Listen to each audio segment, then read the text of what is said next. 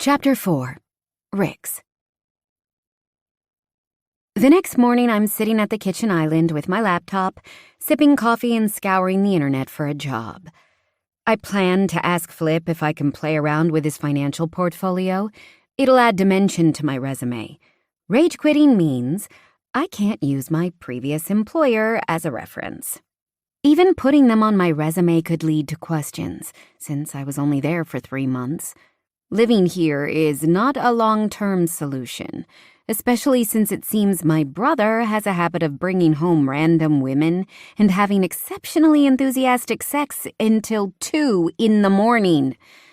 It was nice of him to put up the comforter curtain, but it's far from soundproof. Thank God for noise-canceling earphones. They drowned out most of the screaming and moaning last night, except between songs. I can't do anything about that. My phone pings with a new message, and my heart clenches. It's Rob. We haven't communicated since my whole drunken voicemail episode. I have enough to deal with, so I figured pretending it didn't happen was in both of our best interests. I hover over his contact and reluctantly open the message. Rob, I miss you. It's followed by a picture of a tub of my favorite ice cream. I don't want to have feelings about him sending I miss you messages. Half the country separates us.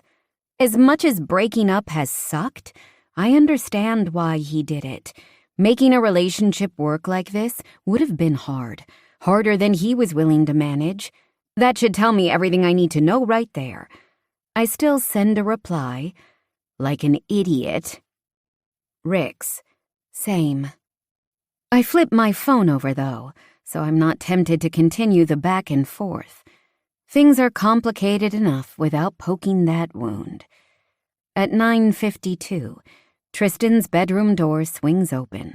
My eyes stay fixed on my laptop screen. The shit I pulled yesterday was stupid. Effective, but stupid. All I can think about is the look on his face and the way his thigh magically found its way between mine. Beyond his initial confusion, there was lust. The kind that wets a girl's panties. This girl's panties. He groans. Loudly. I continue scrolling through employment ads and remind my vagina that he's an asshole and my brother's best friend, and that I should not lube up because he made a sound that reminds me of sex. For a hot minute, I thought you living here was a shitty nightmare, he says as he pads across to the bathroom. That dries up my excited vagina in a hurry. I work to shake off the sting. Shitty nightmare is redundant. All nightmares are shitty. I shoot the middle finger in his direction. He leaves the door open, flips the toilet seat up, and relieves himself. I steal a quick glance. The mirror across the toilet is visible from this vantage point. It gives me a perfect view of his sleep-messed hair, broad, thickly muscled back, and sculpted ass. Take a picture. It'll last longer. He calls over his pee stream. Why? There's nothing worth remembering anyway, I reply. His pee stream stops abruptly, and he appears in the bathroom doorway as he tucks himself back into his black boxer briefs. His jaw ticks.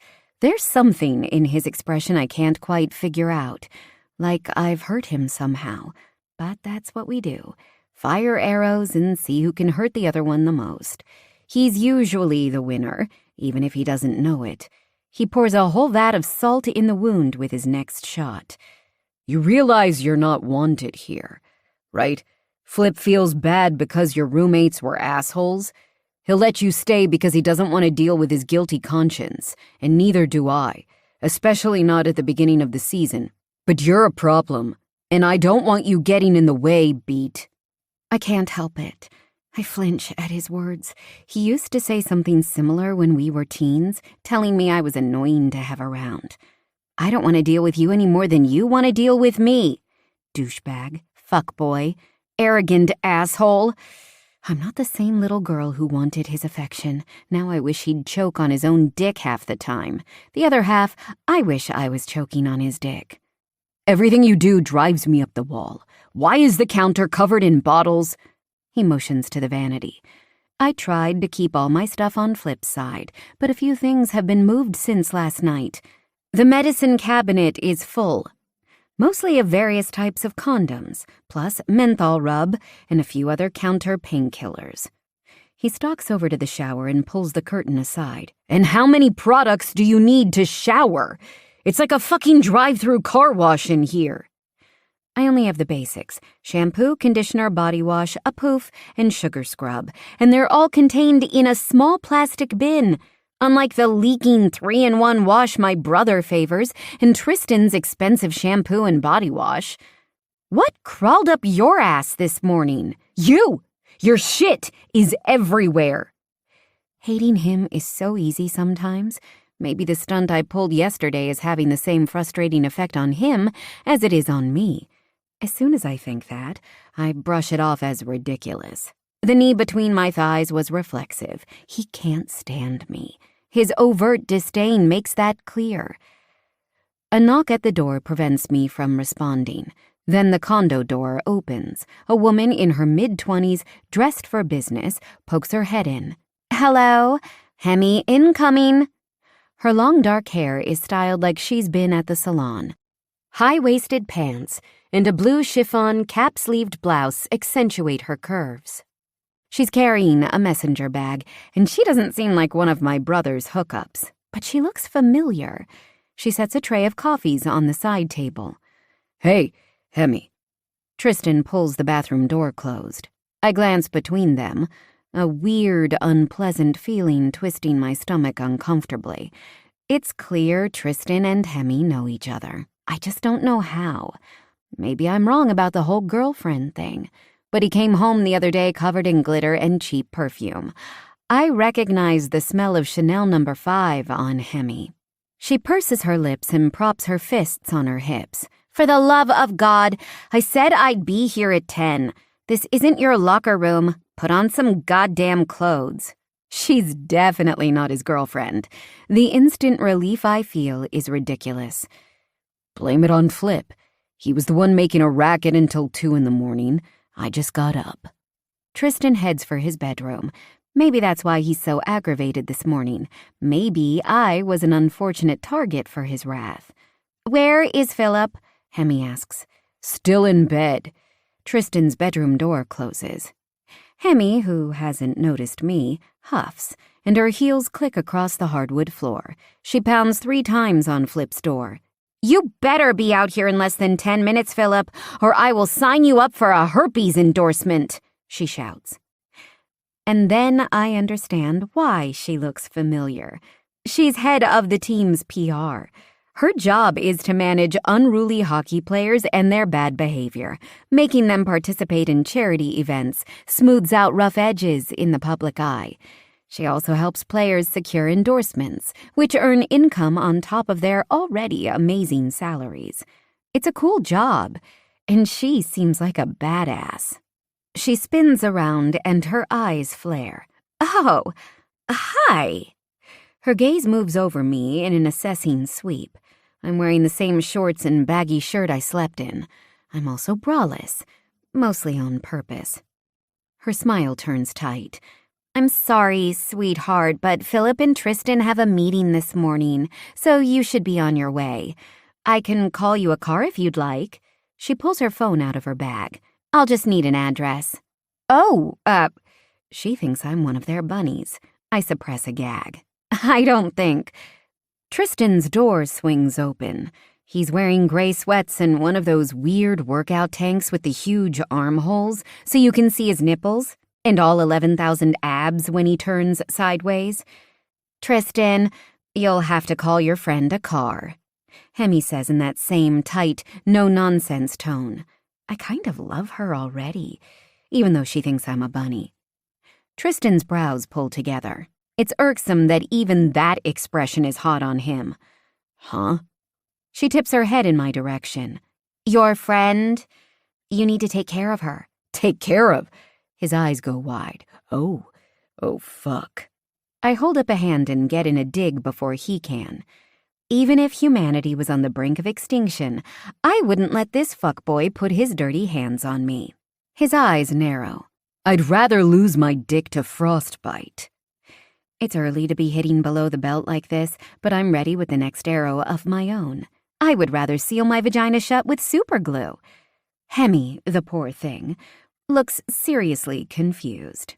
Flip's bedroom door opens and I nearly throw up my coffee. He's wearing a pair of boxer briefs with his team logo on the peen pouch and sporting morning wood. Are you two fighting again? I'm trying to sleep. Good God! You two need to get dressed before you leave your bedrooms, I shout. I never, ever need to see my brother's morning wood. Never again, Flip. You will pay for my therapy bills until I'm over this, and I will 100% pick the priciest therapist in the world. A shrill whistle has me covering my ears with my hands. Tristan and Flip have followed suit. A body rustles around in Flip's bedding. Hemi looks less than impressed. Philip, get dressed and please see your guest out. Tristan, you're being a giant asshole. Get a grip. She turns to me. I am so sorry. I was unaware you were visiting. I didn't mean to offend you. It's fine. I wave a hand in the air. Like Tristan's nasty comments don't affect me. I truly wish they didn't. So I focus on how often I'll have to see my brother's morning wood if he continues to wander around in his underpants. It's too early for humiliation tears. I clear my throat and smile at Hemi. I'm Rix, Flip's younger sister. I had a roommate situation, so I'm staying here until I find a new place and a new job. It's been a week. Oh, God. She presses her hand to her chest. Living with these two must be hellish. My previous roommates were slightly worse, which is saying something. You poor, poor thing. She crosses over and hugs me, whispering, Tristan is always a dick of the first order. Just ignore him. I know. He and Flip have been besties since elementary school. I'm used to this. Well, I had an 8-year break from it, and I can't say I've really missed his brand of assholery, but there's comfort in familiarity, isn't there? She squeezes my arms. That roommate situation must have been a real nightmare.